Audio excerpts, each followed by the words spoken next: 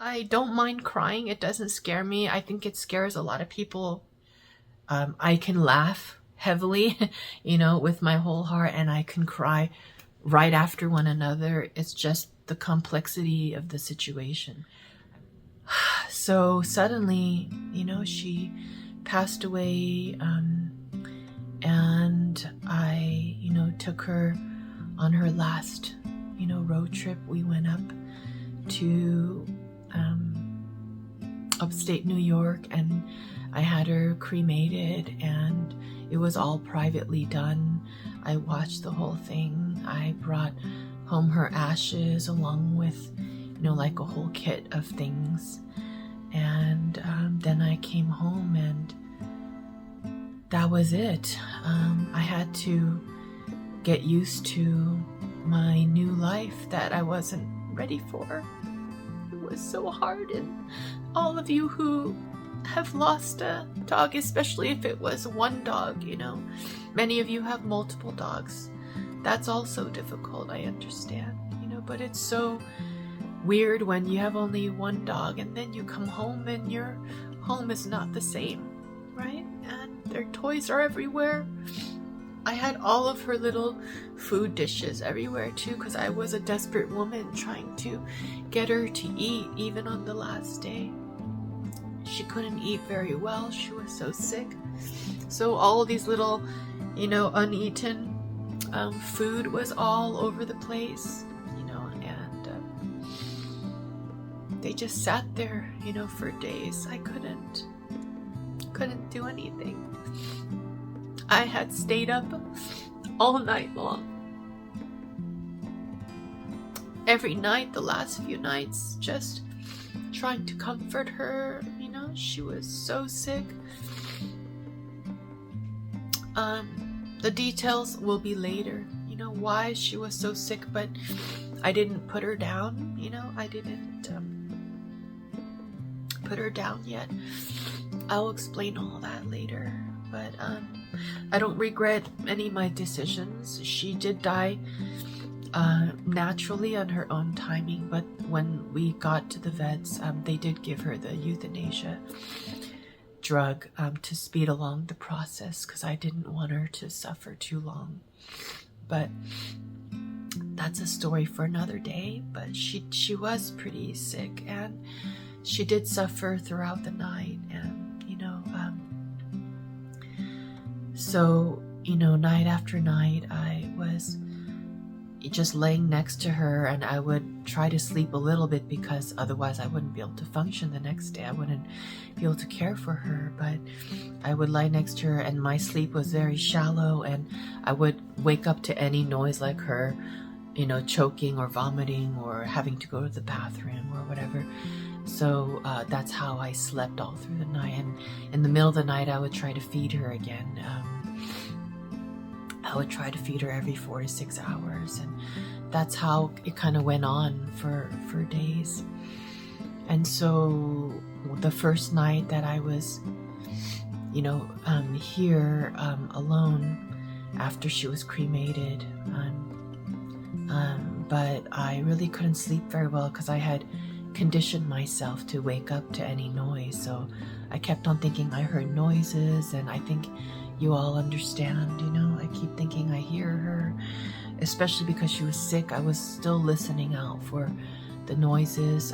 I couldn't sleep for more than 2 hours at a time, or kept waking up throughout the night. This happened for a couple of nights, maybe 3 nights, and then eventually I did sleep better. I adapt pretty quickly to new situations. I have a hard time keeping my train of thought, so I'll just go ahead and jump. One of the reasons why I really feel the urgency to make this video, my brain's going in so many directions at once. Another thing I want to talk about is how insensitive people can be. Sometimes they're very well-meaning, and sometimes they're not well-meaning, but they're very insensitive. I would never presume you know, to tell people, oh, I know exactly what you're going through, or, oh yeah, I went through that and you're going to be fine. I would not talk that way to anyone. And basically what I want to tell people is, if you know somebody going through grief and you don't understand it, then please at least give them the benefit of the doubt, you know, that their feelings are real. Their feelings go deeper than what you may or may not understand. Their feelings go deeper than they can explain, or maybe they can't explain it very well, or maybe they choose not to explain it with you because you've reacted in a negative way, if that makes sense. I'm not trying to hurt anyone's feelings here. I'm just a very honest person, and I think honesty and truth goes a long way, even though it's not easy at times. So maybe they're choosing not to explain it to you because honestly, I don't. If I find that somebody is not worth my time, I'm not gonna give them my time. I'm sorry. If I am opening up to somebody, it's because I think that they're worth my time. So I will take the time to explain something to them. I don't like talking, you know, unless I have to. It's not something that I love doing for hours and hours. It takes a lot of energy. So if I'm still making an effort with you, it means that I care, you know. So they may not even be explaining the situation to you, but you should respect their choice, right? And still try to be a loving support to them, even though you don't understand. They may come around and one day trust you enough to open up to you. If you know somebody grieving, just, you know, ask them, I want to just be there for you and listen, you know. So do you want to talk about, you know, this person who passed away? And if they say no, then okay, then I'll just be here, you know. I'll just be your company, you know. Just spend time with them, just sit with them so they don't have to sit alone, you know. Do something with them, you know, go grab a bite to eat, or just go for a walk, you know, or just sit there in their home. If they don't feel like going outside and meeting people, that's totally legitimate. Ask them what they want to do, you know what I mean? Do you want to fold laundry together? Do you want to, you know, just pick up a few things? I really wish that people asked me, do you want to talk about Azura? I would have said yes. I want to talk about her. I would probably cry a lot, but that doesn't mean anything, you know. I would want to talk about her. Everybody grieves in a different way, so it's a very like case-by-case thing. For me, I would want to talk about Azura as much as possible and share stories.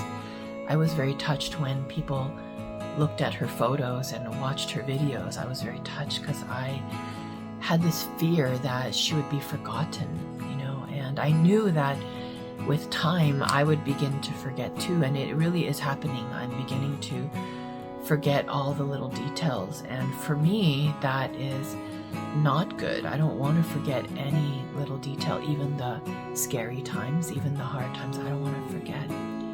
Other people, they take comfort in that. They feel like they're healing, and if they don't remember so many scary details, they feel better, you know what I mean? They're not so sad anymore, so they go in that direction. You know, I respect that. It's fine.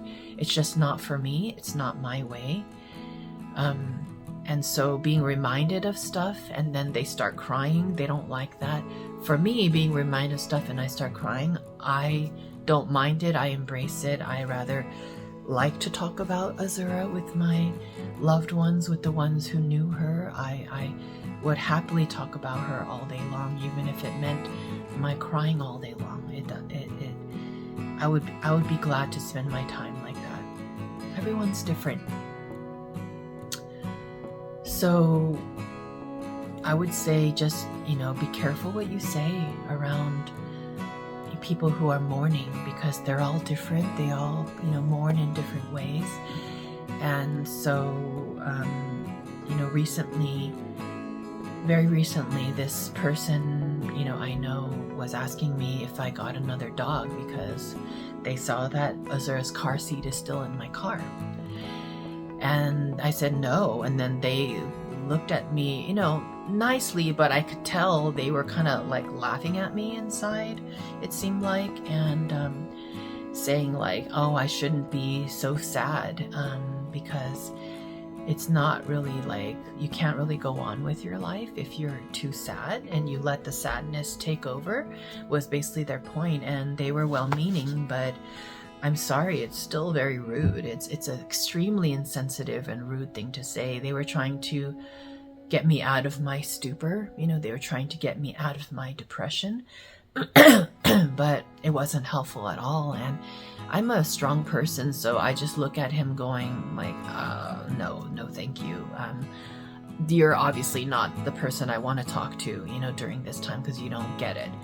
But somebody who is not as strong as me, I think they would have been deeply wounded, by this person.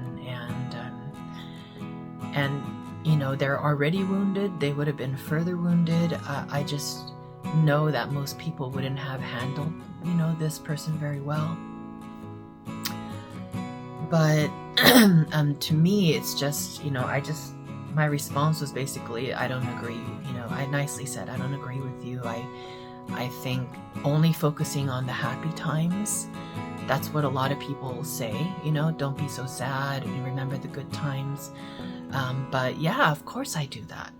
Like, duh, like, of course I do that. I'm not this pessimistic, ill-natured person. I think you can kind of tell already. Of course I do that, but the sadness is there. You can't just, say, oh yeah, I'm strong and I'm gonna only focus on the good things. I'm sorry, I don't think that that's processing the situation.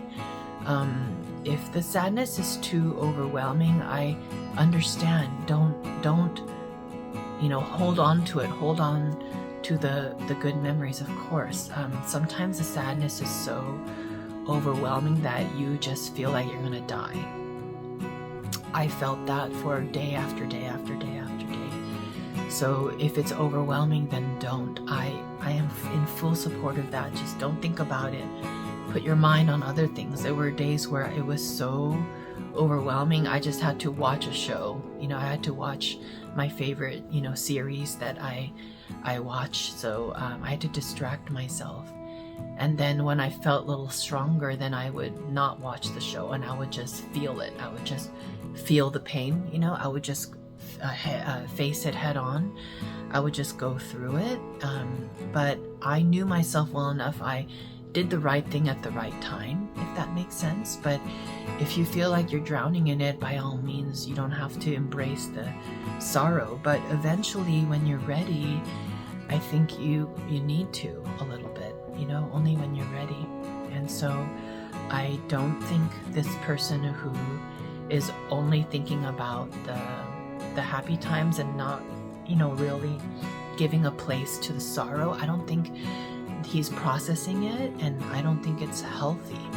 But that's my opinion. If he has his own way of dealing with it, then great. I really want, him to have closure. But so far, I'm 3.5 months into this, and I'm pretty darn sure that this type of thing, especially even like, war veterans who've been through traumatic times, and even if it wasn't overtly traumatic, do you know what I mean? War veterans, they have severe PTSD, and it, even when they're working on it, I really believe that, it's a lifelong journey of processing that and of healing.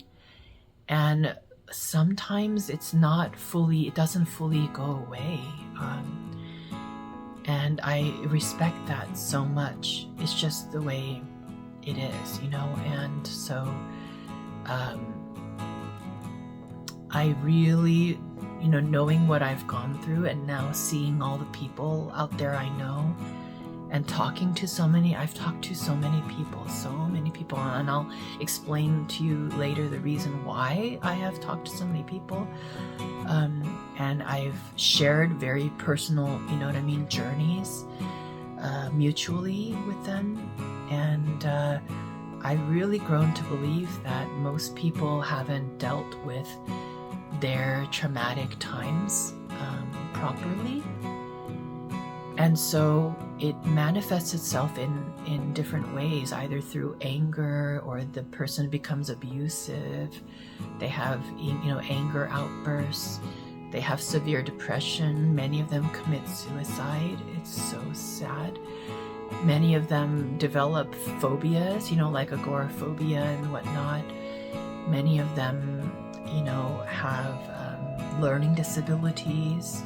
I learned that when I was a substitute teacher, a lot of kids who were categorized in this special classroom as special needs, they didn't really have psychological issues per se. They had emotional issues because of issues at home, and things like that. I learned that early on.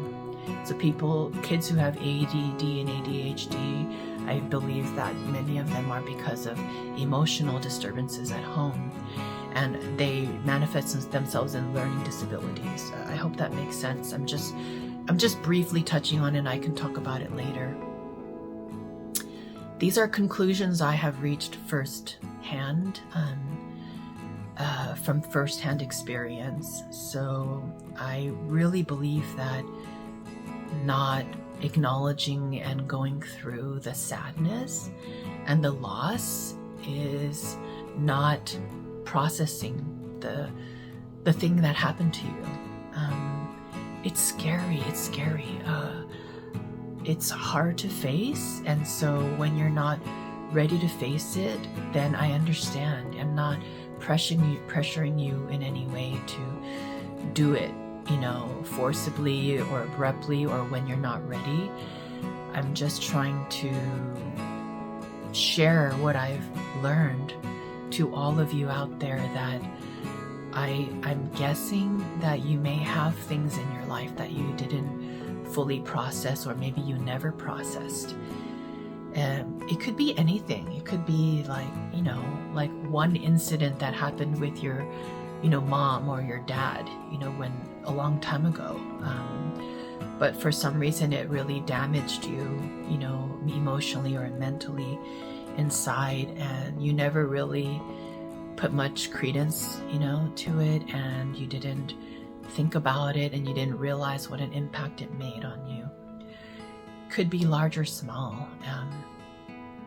So anyway, I want, to share this with people, that I've lost somebody I love so much. I know she was just a dog, but I loved her so much, and I've lost her. And for you to expect me, I'm just saying generally, to get over it. By now it's 3.5 months. I still have some of her things exactly the way they were when she passed away. I haven't vacuumed my place at all, not once. And it disgusts me because I'm a clean person. So I usually vacuum, every week or every 2 weeks. On worst case scenario, I vacuum every 3 weeks when I had a Azura.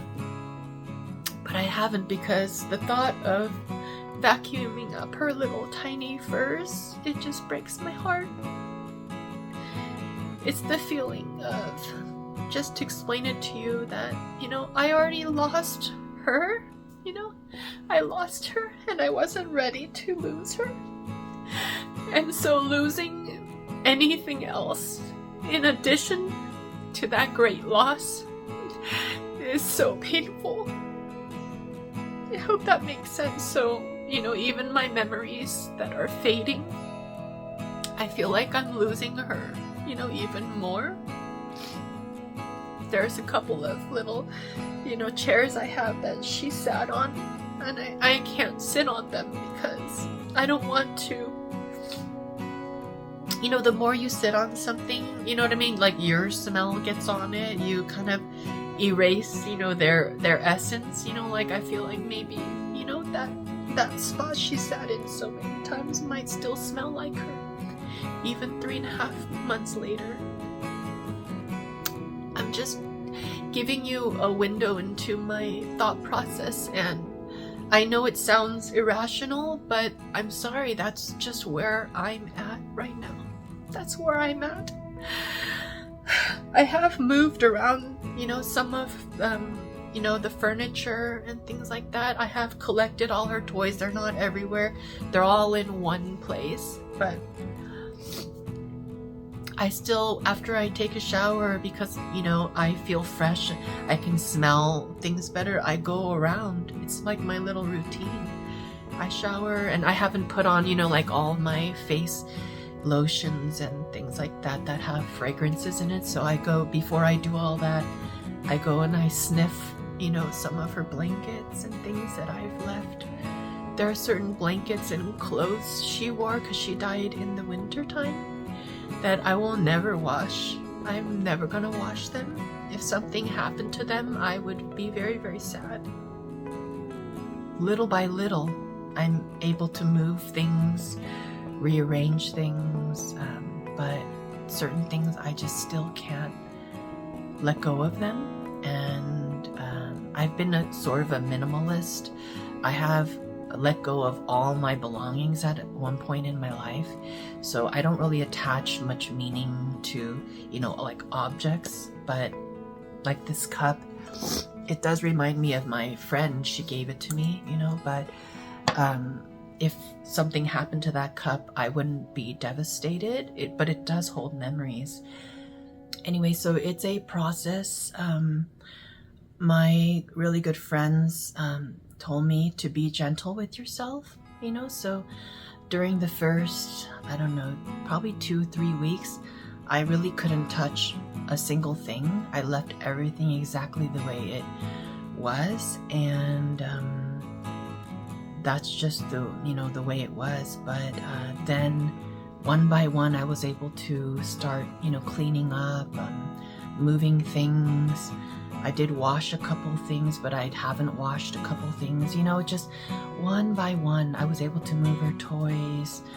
I was able to rearrange my bedroom. That's the first thing I did. I rearranged it and got, you know, moved out some of the things of Azura's that was taking up some space. I needed like a positive area, you know, to spend my time, and I printed a lot of Azura's photos. You can see some there. I didn't have any. I took a lot of photos and videos, but I never printed them. I just looked at them on my phone. So, you know, there's a lot of things I did. I want to talk about that in another video. The things I did to help me. 3.5 months later, I do feel like I've healed some. Definitely experienced some healing.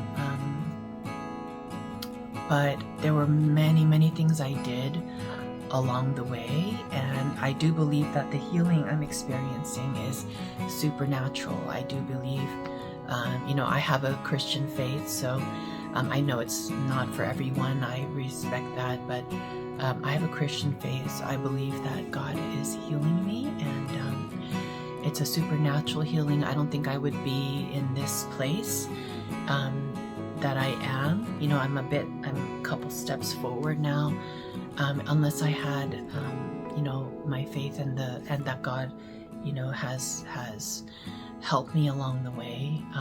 But there's still a long road to go. I still bawl. Sometimes I'm like crying and crying very heavily every day. I still cry every single day, but some days are lighter and some days are heavier.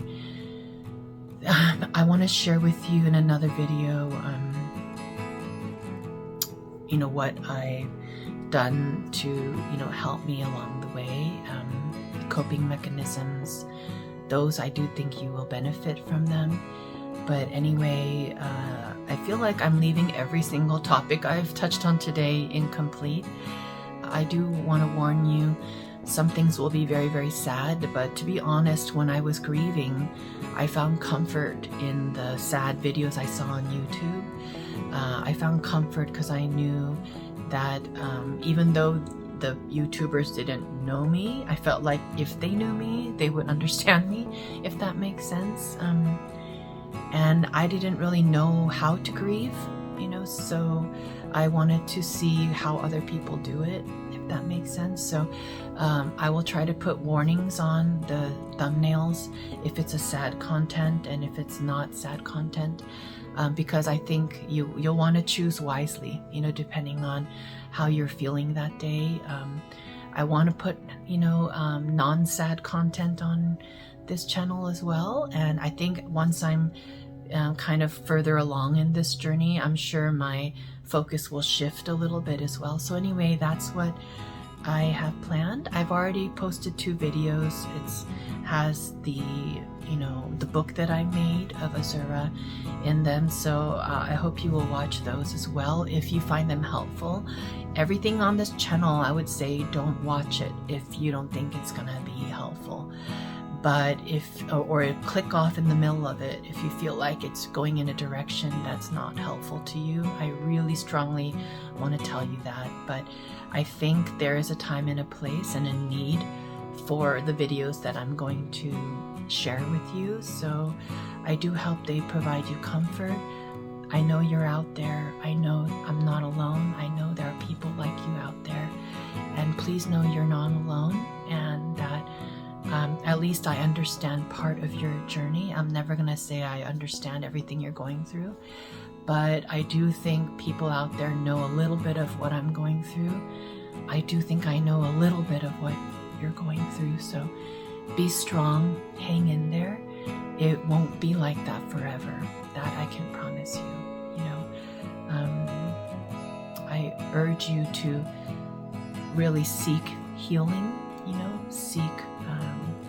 try to embark on this journey, and eventually things will improve. I don't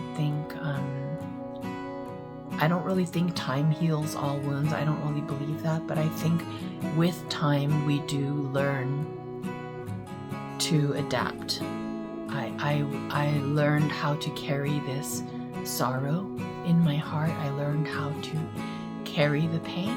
I learned how to carry this thing I have now that, you know, I miss Azura.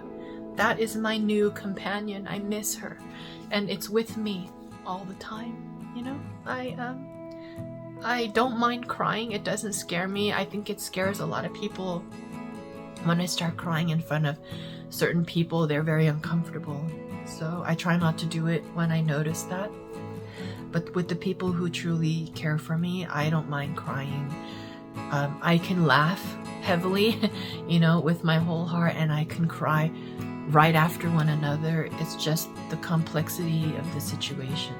I will talk more about all of this in future videos, but anyway, I just wanted to, you know, put this out there. I feel this urgency that I think people could use a little help, you know, because I needed it too. So anyway, you take care until next time.